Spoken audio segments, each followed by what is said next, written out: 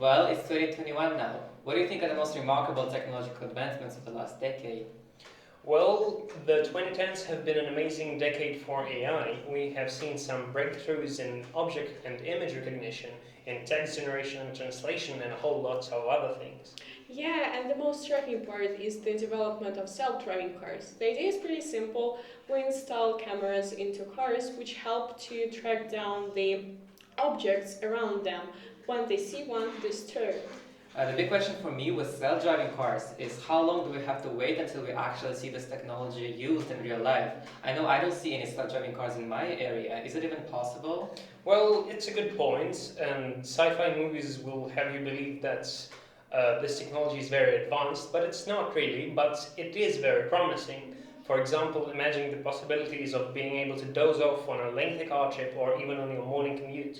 That does sound nice, but still, I don't think that even with enormous amounts of time and money investments, you could help any team solve this kind of difficult task of making AI solve real-world problem like navigating the road to the desired amount of reliability and safety that we need.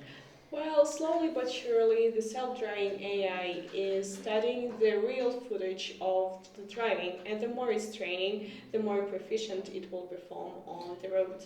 And also in the future, this kind of technology will help a lot of people.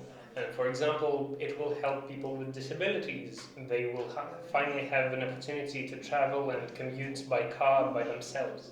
But I can say that a lot of people would find it untrustworthy. I know I wouldn't get into a self-driving car. I can see a lot of people not being ready with trusting their lives to a soulless machine. You're right, but this technology proves to be safe and efficient, and when the time comes, people will gain more trust in it. Plus, it's very environmentally friendly. I can see your point, but if this kind of thing would actually become parts of our lives, there would have to be some sort of legal rules and regulations for it. How do you see that? Well, semi-autonomous cars are already on the road, and full autonomy is still isn't ready. So we can't exactly regulate something that doesn't exist. But this means that in the future you won't even need a driver's license, so you don't have to pass a tough exam, a tough driving exam, which a lot of people struggle with. I do relate to that. I guess your whole self-driving thing has some potential.